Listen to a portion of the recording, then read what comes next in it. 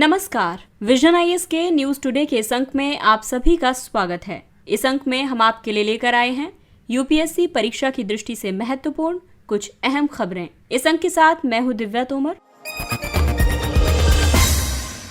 आइए सबसे पहले बात करते हैं इस अंक की हेडलाइंस के बारे में। 19वां भारत आसियान शिखर सम्मेलन आयोजित हुआ। लैंगिक अपराधों से बालकों का संरक्षण पॉक्सो अधिनियम 2012 के क्रियान्वयन का 1 दशक पूरा हुआ। विशेषज्ञों ने कहा कि प्रस्तावित जनरल नेटवर्क एक्सेस विनियम बड़ी कंपनियों के पक्ष में हो सकते हैं। भारतीय नौसेना के मुताबिक हिंद महासागर में इस क्षेत्र के बाहर के मत्स्यन पोत देखे गए हैं और शोधकर्ता नैनो कणों से कैंसर के उपचार की संभावनाएं तलाश रहे हैं। और आइए अब खबरों पर विस्तार से चर्चा करते हैं।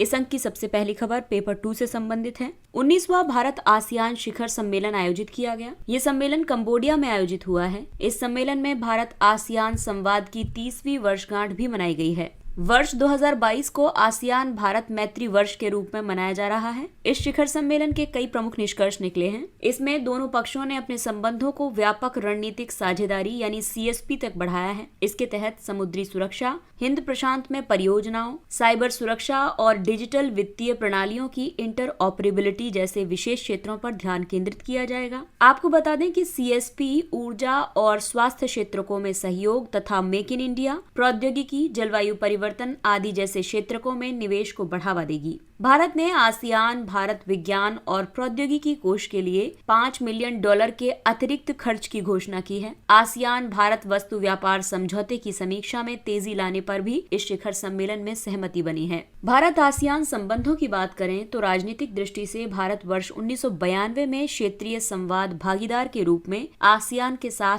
औपचारिक रूप से जुड़ा था। वर्ष 2012 में दोनों पक्ष रणनीतिक साझेदारी बनाने पर सहमत हुए थे। आर्थिक दृष्टि से बात करें तो दोनों पक्षों ने आसियान भारत वस्तु व्यापार समझौते और आसियान भारत सेवा व्यापार समझौते पर हस्ताक्षर किए हैं। वर्तमान में दोनों पक्षों के बीच $110 अरब का द्विपक्षीय व्यापार है।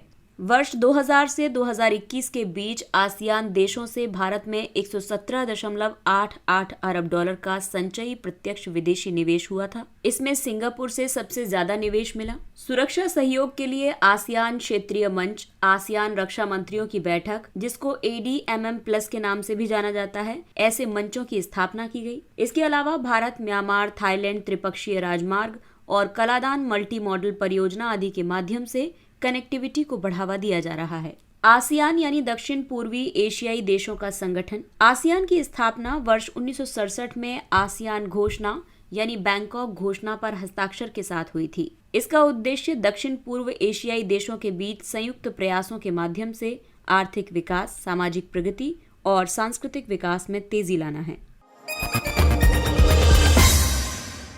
भारतीय नौसेना के मुताबिक हिंद महासागर में इस क्षेत्र के बाहर के मत्स्यन पोत देखे गए हैं। हिंद महासागर में वर्ष 2021 में गैर कानूनी, असूचित और अविनियमित मत्स्यन की 392 घटनाएं रिपोर्ट की गई थी। इनमें से ज्यादातर घटनाएं उत्तरी हिंद महासागर क्षेत्र में दर्ज की गई हैं। इंडियन ओशियन रीजन में चीन के अलावा यूरोपीय संघ के देशों के मत्स्यन पोतों को देखा गया है। भारत में IUU यानी कि गैर कानूनी, असूचित और अविनियमित मत्स्यन की निगरानी सूचना प्रबंधन और विश्लेषण केंद्र यानी IMEC करता है। ये समुद्री डेटा इकट्ठा करने के लिए एक नोडल एजेंसी है। इसे 26/11 के मुंबई आतंकवादी हमलों के बाद स्थापित किया गया था। IUU मत्स्यन राष्ट्रीय और अंतर्राष्ट्रीय दोनों तरह के मत्स्यन विनियमों का उल्लंघन करता है। इसके अलावा ये संधारणीय मत्स्यन को बढ़ावा देने के वैश्विक प्रयासों को भी कमजोर करता है। खाद्य एवं कृषि संगठन के मुताबिक IUU मत्स्यन के कारण प्रत्येक वर्ष 11 से 26 मिलियन टन मछलियों का नुकसान होता है। और आइए अब आपको बताते हैं कि इन गैर कानूनी, असूचित और अविनियमित मत्स्यन की घटनाओं के खिलाफ कौन कौन सी पहलें शुरू की गई हैं। सबसे पहली बात तो यह है कि फिशरीज सब्सिडी पर विश्व व्यापार संगठन समझौता हानिकारक मत्स्योद्योग सब्सिडी पर रोक लगाता है। इसके अलावा जो दूसरा पॉइंट है वो है केप टाउन समझौता और agreement on port state measures जैसी पहलें। हालांकि भारत ने इन दोनों समझौतों पर हस्ताक्षर नहीं किए हैं, लेकिन भारत को अगर भविष्य में संधारणीय मत्स्यन को बढ़ावा देना है तो भारत को इन समझौतों के बारे में गंभीरता से सोचना होगा। इसके अलावा हिंद महासागर टूना आयोग जैसे क्षेत्रीय मत्स्यन प्रबंधन के अलावा संयुक्त राष्ट्र समुद्री कानून कन्वेंशन यानी अंक्लोज के तहत दक्षिणी हिंद महासागर मत्स्यन समझौता किया गया है। आपको बता दें कि अंक्लोज अंक्लोज के मुताबिक तटीय देश अपने अपने अनन्य आर्थिक क्षेत्रों के भीतर IUU की निगरानी के लिए जिम्मेदार हैं। इसके अलावा क्वाड यानी कि भारत, ऑस्ट्रेलिया, जापान और संयुक्त राज्य अमेरिका ने Indo Pacific maritime domain awareness की शुरुआत की है। अब ये जो अनन्य आर्थिक क्षेत्र की हम बात कर रहे हैं, वो किसी भी देश की 200 नॉटिकल मील तक की समुद्री सीमा होती है। इसकी निगरानी ज्यादातर कोस्ट गार्ड वगैरह करते हैं और उसके बाद जो इलाका शुरू होता है वो हाई सी का इलाका होता है। अंक्लोज के मुताबिक हाई सी का जो इलाका है वहां पर इनोसेंट पैसेज अलाउड है, यानी कि अगर कोई मत्स्यन के लिए जा रहा है तो जा सकता है, लेकिन अगर कोई इलीगल वेसल्स पाए जाते हैं या फिर किसी देश को अगर ऐसा लगता है कि वो उसकी सुरक्षा में एक तरीके से सेंधमारी है तो वो उसके खिलाफ एक्शन ले सकता है और किसी भी तरीके की संदिग्ध गतिविधि होने पर वहां की नेवी उसके खिलाफ कार्रवाई कर सकती है। आइए बढ़ते हैं अगली खबर की तरफ।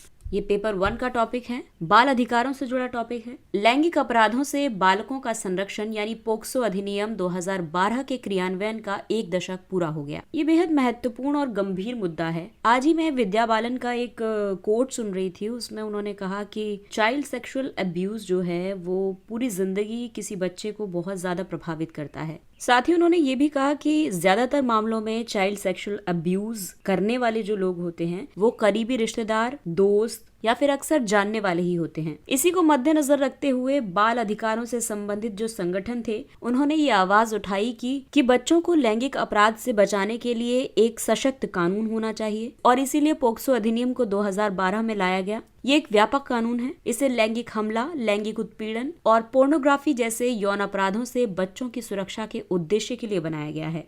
इसे वर्ष 2019 में संशोधित भी किया गया था। संशोधन के जरिए लैंगिक अपराधों के लिए सजा को और ज्यादा कठोर बना दिया गया था। इसमें गंभीर लैंगिक हमलों के मामलों में मृत्यु दंड का भी प्रावधान किया गया है, क्योंकि इससे असामाजिक तत्वों के मन में कानून का एक भय रहेगा। और आइए बात करते हैं इस अधिनियम की कुछ विशेषताओं के बारे में। इसके तहत रिपोर्टिंग, साक्ष्यों को दर्ज करने और जांच करने के लिए बालकों के अनुकूल प्रणाली के प्रावधान किए गए हैं। अपराधों की तुरंत सुनवाई के लिए विशेष अदालतों का भी प्रावधान किया गया है। सबसे अच्छी बात यह है कि ये कानून लैंगिक दृष्टि से तटस्थ है। इसका मतलब ये हुआ कि ये लड़कों और लड़कियों के यौन उत्पीड़न के मामले में लैंगिक आधार पर भेदभाव नहीं करेगा। ये कानून अपराध की गंभीरता के आधार पर कठोर दंड निर्धारित करता है। इस कानून के तहत 18 वर्ष से कम आयु के किसी भी व्यक्ति को बालक के रूप में परिभाषित किया गया है। साथ ही त्वरित कार्रवाई के लिए विशेष फास्ट ट्रैक कोर्ट की स्थापना करने का प्रावधान किया गया है। इसके अलावा राष्ट्रीय बाल अधिकार संरक्षण आयोग यानी NCPCR और राज्यों में इसके समकक्ष संस्थान इस कानून के कार्यान्वयन की निगरानी करते हैं। हालांकि पोक्सो अधिनियम 2012 से संबंधित कई चुनौतियां या चिंताएं भी हैं। फिलहाल देखा जाए तो लंबित मामलों की संख्या काफी ज्यादा है। लगभग 85% मामले अब भी लंबित हैं। कोविड-19 के समय में इसमें और ज्यादा बढ़ोतरी हुई है। इसमें दोष सिद्धि की दर भी बहुत कम है। अब तक केवल 14% लोगों को ही इसमें दोषी पाया गया है। इसके अलावा अनन्य विशेष न्यायालय और विशेष लोक अभियोजक उपलब्ध नहीं है।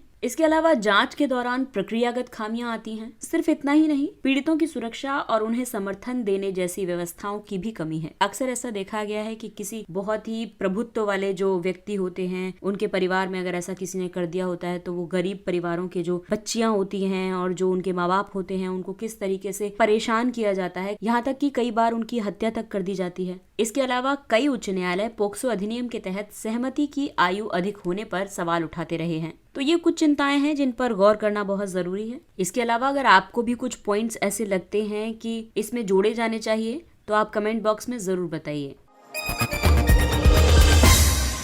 चलिए बढ़ते हैं अगले टॉपिक की तरफ। ये पेपर 3 के टॉपिक महत्वपूर्ण अवसंरचना के तहत ऊर्जा क्षेत्र से संबंधित है। विशेषज्ञों का कहना है कि प्रस्तावित जनरल नेटवर्क एक्सेस विनियम बड़ी कंपनियों के पक्ष में हो सकते हैं। ये विनियम केंद्रीय विद्युत विनियामक आयोग ने जारी किए थे। इसका उद्देश्य देश के विद्युत पारेषण यानी ट्रांसमिशन के लिए विनियामक ढांचे को कारगर बनाना था। ये एक राष्ट्र एक ग्रिड की अवधारणा के अनुरूप है। जनरल नेटवर्क एक्सेस विनियमों के तहत पूर्व निर्धारित point to point transmission access को समाप्त करने का प्रावधान किया गया है। इसकी जगह उत्पादकों और खरीदारों को पूरे ट्रांसमिशन कॉरिडोर में एक्सेस या ड्रॉल दोनों की सुविधाएं दी गई हैं। ड्रॉल का मतलब है अंतः राज्य पारेषण तंत्र से विद्युत की निकासी। वर्तमान में पॉइंट टू पॉइंट कनेक्टिविटी व्यवस्था के तहत उपयोगकर्ताओं को दीर्घकाल में शुल्क का भुगतान करना पड़ता है। साथ ही विद्युत मार्ग पर बनी सहमति में विचलन के लिए भी शुल्क का भुगतान करना पड़ता है और जीएनए के तहत वे किसी भी पॉइंट से आपूर्ति कर सकते हैं। जनरल नेटवर्क एक्सेस का लाभ ये होगा कि ये शेड्यूलिंग के मामले में विद्युत के खरीदारों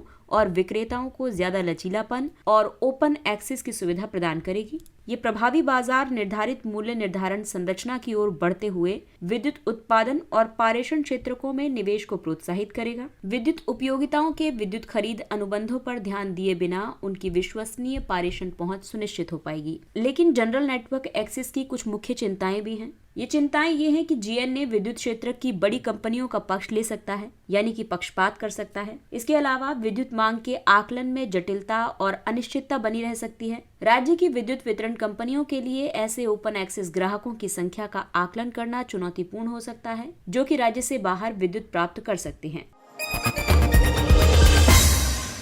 अगली खबर पेपर 3 के टॉपिक विज्ञान एवं प्रौद्योगिकी और स्वास्थ्य क्षेत्र में उसके अनुप्रयोग के बारे में है। शोधकर्ता नैनो कणों से कैंसर के उपचार की संभावनाएं तलाश रहे हैं। नैनो मटेरियल्स आधारित कैंसर उपचार से बेहतर सतही विशेषताओं के साथ दवा विषाक्तता प्रोफाइल को बदलने में मदद मिलती है। इससे दवाओं को ट्यूमर वाली जगहों पर सटीक तरीके से लक्षित किया जा सकता है। आपको बता दें कि नैनो मटेरियल में कणों का आकार 100 नैनोमीटर से भी कम होता है। पारंपरिक उपचार में दवाओं के वितरण में चुनौतियों का सामना करना पड़ता है। इसके अलावा विषाक्त प्रकृति और दवाओं की ज्यादा खुराक की वजह से अवांछित दुष्प्रभाव भी पैदा होते हैं। नैनो मटेरियल्स में उनकी अनूठी विशेषताओं के आधार पर रोग के निदान और उपचार में सुधार करने की महत्वपूर्ण क्षमता होती है। जैसे कि अन्य कणों की तुलना में नैनो कणों का सरफेस टू मास अनुपात ज्यादा होता है। इसके अलावा क्वांटम गुण, इसके अलावा अन्य यौगिकों को अवशोषित करने और वहन करने की क्षमता। शरीर में दवा की डिलीवरी में नैनो मटेरियल्स के कई लाभ होते हैं। नैनो मटेरियल्स दवा की लक्षित और कुशल डिलीवरी को सक्षम बनाते हैं। ऐसा इसलिए क्योंकि नैनो कण ऊतकों में प्रवेश करने में सक्षम होते हैं और साथ ही ये कोशिकाओं द्वारा आसानी से ग्रहण कर लिए जाते हैं। ये जल में कम घुलनशील दवाओं की डिलीवरी को भी सक्षम बनाते हैं। ये दीर्घकाल तक रक्त परिसंचरण का हिस्सा बने रह सकते हैं। इससे नियंत्रित तरीके से दवा को रक्त में रिलीज किया जा सकता है। नैनो मटेरियल्स के उपयोग से संबंधित और भी कई चिंताएं हैं, जैसे कि दवा की विषाक्तता को नैनो पार्टिकल से उत्पन्न विषाक्तता से अलग करना काफी मुश्किल है और नैनो कण आधारित दवाएं अन्य अंगों में विषाक्तता को बढ़ा सकती हैं।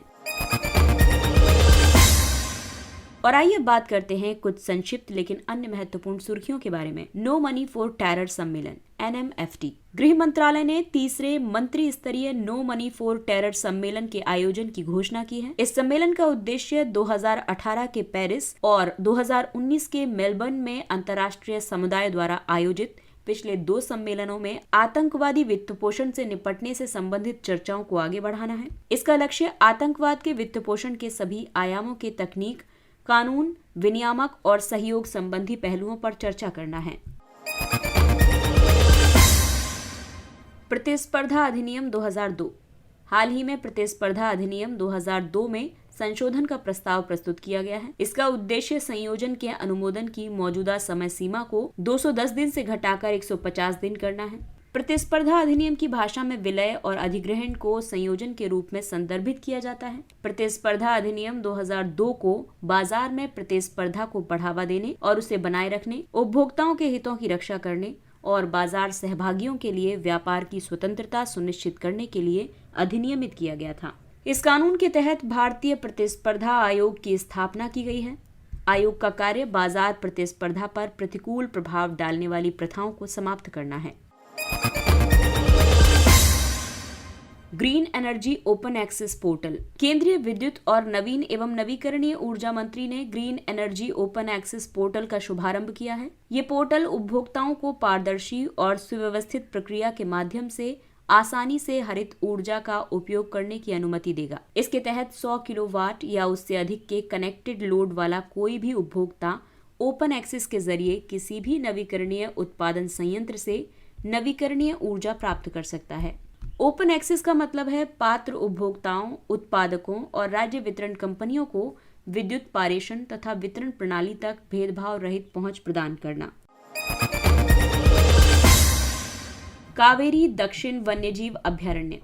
तमिलनाडु सरकार ने इस अभयारण्य को राज्य के 17वें वन्यजीव अभयारण्य के रूप में अधिसूचित किया है। इसे वन्यजीव संरक्षण अधिनियम 1972 के तहत अधिसूचित किया गया है। ये तमिलनाडु के कावेरी उत्तर वन्यजीव अभयारण्य को कर्नाटक में स्थित कावेरी वन्यजीव अभयारण्य से जोड़ेगा। ये एक महत्वपूर्ण हाथी पर्यावास है। इसमें 2 हाथी गलियारे शामिल हैं, नंदीमंगलम उलिबंदा गलियारा और कोवेपल्लम अनेबिद्दहल्ला गलियारा। वन्य जीवन या उसके पर्यावरण की रक्षा, प्रचार या विकास के लिए किसी वन्य क्षेत्र को अभयारण्य के रूप में घोषित किया जाता है। अभयारण्य में रहने वाले लोगों को कुछ अधिकारों की अनुमति दी जा सकती है। इसकी घोषणा केंद्र और राज्य सरकारें दोनों कर सकती हैं। मारवाड़ी घोड़े।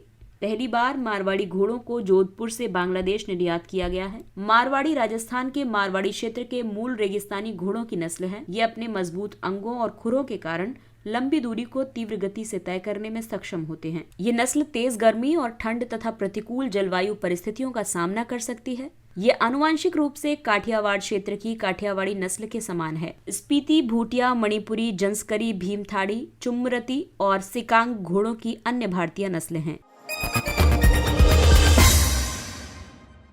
इंडियन स्कीमर यानी रिंचॉप्स अल्बिकोलिस। सर्दियों के दौरान इंडियन स्कीमर विशाल संख्या में कोरिंगा वन्यजीव अभयारण्य, जो कि आंध्र प्रदेश के काकीनाडा में है, यहाँ पर देखे जाते हैं। ये पश्चिमी और पूर्वी भारत के तटीय मुहानों में पाए जाते हैं। चंबल नदी इंडियन स्कीमर के लिए एक महत्वपूर्ण नेस्टिंग स्थल है। IUCN में इसकी स्थिति एंडेंजर्ड की है। इसको मुख्यतः जो संकट है वो पर्यावास के शरण से हुआ है। इनके समक्ष बाधाओं में ज्यादातर और व्यापक वृद्धि कौए जैसे पक्षियों द्वारा इनके शिकार करने से हुआ है। जगा मिशन या Odisha liveable habitat mission. Tata steel foundation ने जगा मिशन को लागू करने के लिए ओडिशा राज्य सरकार के साथ भागीदारी की है। ये ओडिशा सरकार की एक अनूठी भू स्वामित्व वाली परियोजना है। इसका उद्देश्य पात्र निवासियों को भूमि अधिकार प्रदान करना है। साथ ही सड़कों, नालों, स्ट्रीट लाइट्स, स्वच्छता और स्वच्छ जल आपूर्ति द्वारा भौतिक बुनियादी ढांचे को उन्नत करना है। इसका लक्ष्य मलिन बस्तियों को रहने योग्य आवास में बदलना है। अगला टॉपिक है एकलव्य आदर्श आवासीय विद्यालय। जनजातीय कार्य मंत्रालय ने केंद्रीय बजट 2018-19 में घोषित मानदंडों के मुताबिक नए EMRS के निर्माण की घोषणा की है। ये भी निर्णय लिया गया है कि 50% से ज्यादा अनुसूचित जनजाति आबादी और कम से कम 20,000 जनजातीय व्यक्तियों वाले प्रत्येक ब्लॉक में एक EMRS स्थापित किया जाएगा। एकलव्य आदर्श आवासीय विद्यालय का उद्देश्य अनुसूचित जनजाति के छात्रों को गुणवत्तापूर्ण उच्च प्राथमिक, माध्यमिक और उच्चतर माध्यमिक स्तर की शिक्षा प्रदान करना है, यानी कि कक्षा 6 से लेकर के 12वीं तक की शिक्षा देना है, ताकि उन्हें शिक्षा के सर्वोत्तम अवसरों तक पहुंचने में सक्षम बनाया जा सके और उन्हें सामान्य जनता के बराबर लाया जा सके। वैक्सीन समानता के लिए वैश्विक डैशबोर्ड। ये डैशबोर्ड संयुक्त राष्ट्र विकास कार्यक्रम, विश्व स्वास्थ्य संगठन और ऑक्सफोर्ड विश्वविद्यालय का एक संयुक्त प्रयास है। ये कोविड-19 टीकों के वैश्विक रोल आउट पर नवीनतम आंकड़ों को समेकित करता है। इसके अलावा ये नीति निर्माताओं को सामाजिक आर्थिक सुधार, नौकरियों और लोक कल्याण पर वैक्सीन असमानता के प्रभाव पर अंतर्दृष्टि भी प्रदान करता है। इसमें ये महत्वपूर्ण विवरण दिया गया है कि उच्च आय वाले देशों में 72.8% लोगों की तुलना में निम्न आय वाले देशों में केवल 26.62% लोगों को वैक्सीन की कम से कम एक खुराक दी गई है। Super abrasive tool. IIT Madras की टीम ने एक नई तकनीक विकसित की है। ये तकनीक उन्नत गाइडिंग अनुप्रयोगों के लिए नई पीढ़ी के सुपर ब्रेसिव उपकरणों का उत्पादन कर सकती है। सुपर ब्रेसिव कई उद्योगों के लिए सटीक ग्राइंडिंग में उपयोग किए जाने वाले उपकरणों का एक वर्ग है। इस तरह के उपकरणों में प्राकृतिक हीरा, मानव निर्मित हीरा, क्यूबिक बोरोन नाइट्राइड आदि शामिल होते हैं। टीम ने ऐसे उपकरणों की उच्च उत्पादकता और ऊर्जा कुशल सामग्री हटाने की आवश्यकताओं को पूरा करने के लिए उन्नत रासायनिक प्रबंधन प्रौद्योगिकी का इस्तेमाल किया है। Liquid crystal display. Liquid crystal display के निर्माण की एक नवीन आसान तकनीक विकसित की गई है। ये तकनीक उपकरणों की निर्माण लागत को कम कर सकती है। लिक्विड क्रिस्टल डिस्प्ले यानी LCD प्रौद्योगिकी का कार्य सिद्धांत यानी प्रकाश अवरोध पर आधारित है। आमतौर पर एलसीडी ध्रुवीकृत शीशे यानी सबस्ट्रेट के 2 टुकड़े और बैकलाइट से बनी होती है। बैकलाइट का प्रकाश एक सबस्ट्रेट से गुजरता है, जबकि विद्युत धाराएं भी उसी समय लिक्विड क्रिस्टल अणुओं को संरेखित करती हैं और इस तरह से प्रकाश की एक अलग मात्रा दूसरे सबस्ट्रेट से गुजर सकती है, जिसकी वजह से दृश्यमान रंग और चित्र बन सकते हैं। इसका उपयोग आमतौर पर टीवी, मॉनिटर, टैबलेट और फोन स्क्रीन में किया जाता है। तिरुपति के महापाषाणकालीन समाधि स्थल। आंध्र प्रदेश के तिरुपति का महापाषाणकालीन समाधि स्थल उपेक्षा की स्थिति में है। यहाँ स्तंभ युक्त डोलमेन संरचनाएं निर्मित हैं। इन्हें स्थानीय रूप से पांडव गुल्लू या पांडुवुला बांदा कहा जाता है। इन संरचनाओं को पांडवों की स्मृति में ये नाम दिया गया है। ये संरचनाएं 2500 वर्ष प्राचीन हैं। महापाषाण युगीन संरचनाएं या तो समाधि स्थल या फिर स्मारक स्थल जैसे मेन्हिर होते हैं। भारत में महापाषाण स्थल भारतीय उपमहाद्वीप के प्रायद्वीपीय भाग, दक्कन के पठार, विंध्य और उत्तर पश्चिमी क्षेत्र में देखे जाते हैं। भारत में महापाषाण कालीन स्थल 1300 ईसा पूर्व से 12वीं शताब्दी ईस्वी तक की अवधि के हैं। और आइए बात करते हैं सुर्खियों में रहे स्थलों के बारे में। बहरीन, यहाँ की राजधानी मनामा है। बहरीन में संसदीय चुनाव आयोजित किए गए हैं। भारत के साथ बहरीन के ऐतिहासिक संबंधों की बात करें तो प्राचीन काल में ये क्षेत्र, जो कि दिलमुन सभ्यता के नाम से जाना जाता था या फिर इसे मेसोपोटामिया भी कहा जाता था, मेसोपोटामिया और सिंधु घाटी के बीच एक व्यापारिक केंद्र के रूप में प्रसिद्ध था। ये मध्य पूर्व का एक द्वीपीय राष्ट्र है। ये फारस की खाड़ी के प्रवेश द्वार के रूप में स्थित है। इसे बहरीन की खाड़ी के रूप में जाना जाता है। ये सऊदी अरब के पूर्व और कतर के उत्तर में स्थित है। ये ईरान, कतर और सऊदी अरब के साथ अपनी समुद्री सीमा साझा करता है। बहरीन में संवैधानिक राजतंत्र है। बहरीन की भौगोलिक स्थितियों की बात करें तो अपेक्षाकृत यहाँ पर सपाट स्थलाकृति है, जिसमें एक रेगिस्तानी मैदान भी शामिल है। बहरीन का उच्चतम बिंदु जबल अद-दुखन यानी धुएं का पहाड़ है और निम्नतम बिंदु फारस की खाड़ी है। इसके साथ ही ये अंक समाप्त होता है। अगले अंक में फिर मुलाकात होगी कुछ अन्य महत्वपूर्ण खबरों के साथ। तब तक अपना ख्याल रखिए, सुरक्षित दूरी बनाए रखिए, मास्क पहनिए, हाथ और चेहरा साफ रखिए, क्योंकि कोरोना अभी पूरी तरह से समाप्त नहीं हुआ है। इसलिए अपनों का और अपना विशेष ध्यान रखें। और अगर आपको हमारा कंटेंट पसंद आ रहा है तो इसे लाइक, सब्सक्राइब और शेयर करें। इसके साथ ही विजन IAS की पूरी टीम आपसे इजाजत लेती है। नमस्कार। Thank you for listening.